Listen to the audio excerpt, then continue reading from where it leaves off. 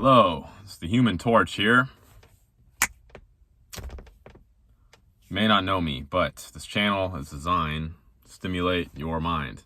I'm going to share some real shit. And I hope it enlightens you. Okay. I'm just freeballing this. Alright, so I don't edit. Just whatever comes through is what's meant to come through. Okay, so talking about The Good Place in this episode. The Good Place. The TV show. It's on Netflix. I'm not going to spoil too much of it, but the basic premise is this. There are 4 humans that die, and there's some kind of welcoming guide in the afterlife. Like, hey, welcome to the good place. You made it. Here's your soulmates. Here's your here's the parties, here's the itinerary of things we're going to do, here's your houses. It's a nice suburban neighborhood, frozen yogurt shop, and it's like, on the surface, it looks like everything's cool, on the surface. But there's always problems. There's just problem after problem after problem after problem, all psychologically torturing the characters. And at the end, they realize, oh, wait, we're not in the good place. We're in the bad place, being tortured by deceptive demons. This whole thing was created to torture us, to extract maximum painful energy. Maximum psychological painful energy, okay? Loosh, it's called in Gnosticism, okay? So, how is this whole thing constructed? Well, the fact that it looks like everything was good on the surface just made them deceivable, because it put them in a mind frame of, oh, everything is supposed to be going well here. Let's not fight the system. Let's try to shrink ourselves down to fit within the confines of this system. Okay, I gotta disguise my true self because I'm not supposed to be here. There's been some kind of mistake. Maybe I'm not worthy of a good life, or maybe Maybe I got to take one for the team because someone has to suffer in this scenario. Or, wait, this is supposed to be my soulmate. Why are things not working? Or, why is there earthquakes and sinkholes happening? Why are people just arbitrarily suffering? Is it my fault? Is it karma? Did I do something wrong? And then, and on the surface, it's just kind of like an entertaining, show, but then you start to think about it, and it's like, actually what I just described is basically how this whole reality works. We are born into a world, and our parents tell us this is a good place, right? You have kids shows, you get to eat ice cream Sundays. You don't really have to try that hard in school. You get to spend half your time of the day playing if you want to. For most kids, I mean, not saying there's not some kids that don't even have that and get abused and whatnot. Sure, fine. But the average kid at least has kind of an okay childhood and can play and all this and all that. I'm not saying it's perfect. I'm not saying there's no emotional torment, but we're brought into the world thinking overall it's a good place. Maybe there's some, kinks we need to work out, but that's what you can solve that later when you grow up. And you grow up and you realize the world's actually pretty messed up, severely. And then if it's even worse if you're a truth seeker, red pill, trying to escape the matrix type individual, then you actually go down all the rabbit holes and you see, it's not just a little messed up. It's effed beyond effed. It's effed beyond effed.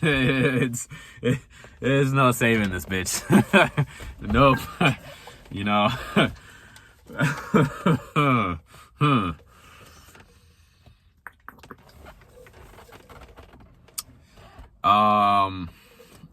And that's a hard pill to swallow. Okay, well, what do you do after you realize that the world is corrupt to the point where it's pretty much unsalvageable, and you don't necessarily individually have enough personal power to even make a real dent in the fabric of reality and what it's designed to be, which is a distorted, corrupted, torturous pit of hell, basically.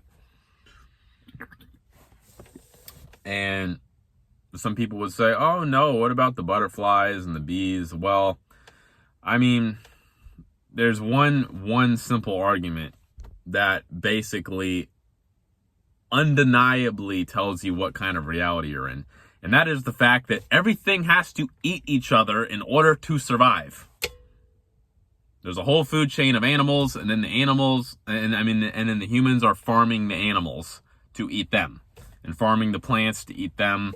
And then the plants have to develop all kinds of toxins and chemicals and thorns and poison oak and Venus flytraps and any number of things. Even the plants can't be trusted. They have to weaponize too in this reality. So everything in this reality is forced to weaponize itself. Okay? Humans have our minds that we use to make what? Guns to hunt the bears and the coyotes with and the deer. We don't have claws, so we had to use our brains to make better weapons. Okay. So if everything has to weaponize itself to survive here, that tells you what kind of reality we're in. Okay? I mean, let's cut the crap here, guys. We're not in the good place. Okay? We're not. We are not.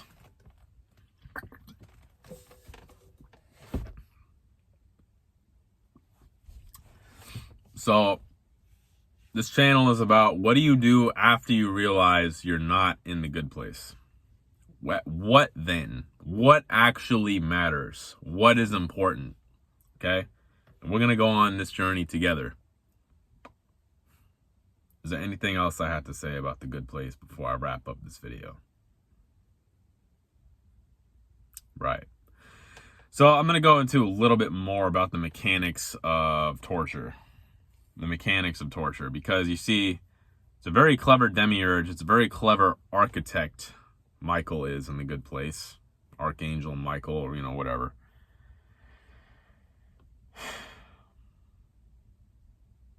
Have you ever noticed that there's all kind of negative synchronistic events that have lined up in your life? All kind of butterfly effects, all kind of chain reactions, all kind of timelines where if you look back at it like, holy shit, how did I end up on this timeline? Well, that had to happen, and that had to happen, and that really shouldn't have happened. That was kind of a fluke occurrence, but that only happened because that happened, and if you go, okay, Steve Jobs said this, your life path doesn't make sense as you're moving forward through it. It only makes sense when you look at it in reverse. Like, okay, I understand where I am now because of where I was before. I see why I had to go through all those things to get here. This is roughly the place that I wanted to end up at. I didn't know the path completely, but it makes sense why I had to take all those steps to get where I am here now, looking at it retrospectively. So life is like that. You can analyze every fucked up situation in your life retroactively. Why did that happen?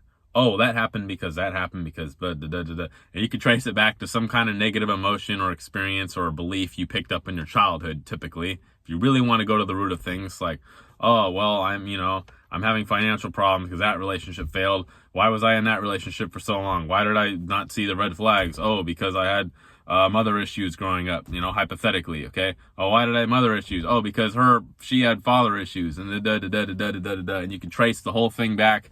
And you realize that actually the whole realm was constructed for you to never be able to get out of your problems. You understand? That's what DNA is for. It is the chain link karmic fence in the system. Anything wrong that happens in the past, well, that energy is still with you, recycling timelines that are going like this. The snake that is eating its own tail. The energy system that is consuming itself constantly. Cannibalism. Okay? We have to get out of this and start doing that. Okay? Okay? So the whole system is set up for you to never be able to fully overcome your obstacles, your problems, your karma. So the whole thing about, oh, you didn't get into the good place because you were too bad of a person according to this arbitrary point system we set up. Karma. You know, you didn't. Your scales of Mayat and Libra and judgment. We you know, we're gonna send you to the bad place because you did that and that and that. Well, I only did that and that because of this stimulus, and that because of that. So we have to basically get out of time. You understand? We have to get out of time. Time is the problem.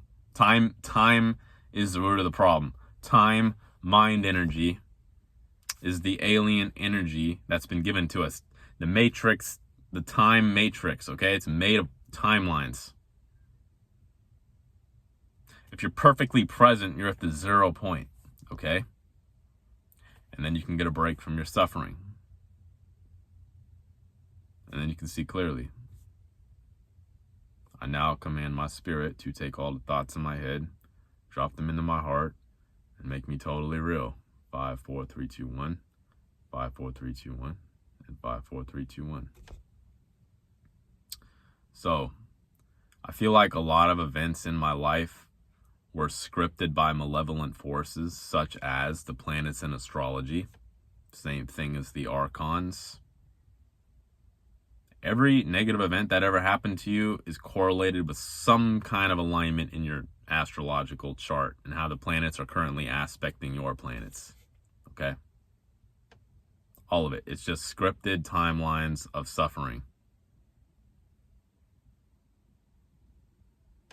That's why they put all the clown symbolism in the good place, because they were constantly being clowned. The evil jester, the joker, the prankster, the agent of chaos. That's what this reality is. That's who is running this reality. The devil is an evil clown, in the words of Jordan Peterson. I'm not just pulling this out of my ass. Smart people also think the same thing.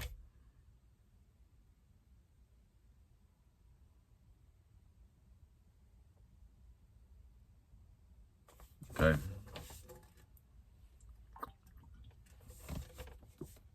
So, when you understand that your entire life has been manipulated in order to cause you suffering, that actually allows you to forgive everything and everyone, because you can see that all of it was bullshit. Truly, they know not what they do. And everything you did, I don't know if I want to say everything, but probably at least 90% of the things you've done in your life was a reaction to something else that was putting pressure on you that should have never even existed in the first place. We were put in circumstances and situations and dealt bad decks of cards on numerous occasions. Basically, we just had to pick the best among bad options based on limited information we had at the time and spiritual blindness. Because again, we're in a time-based reality and we can't see the timeline we're on until it's too fucking late. That's the fundamental problem. So again, the problem is time. You have to get back to a timeless state. From the timeless state, it is much harder to be pranked by the cosmic clown that is running this reality.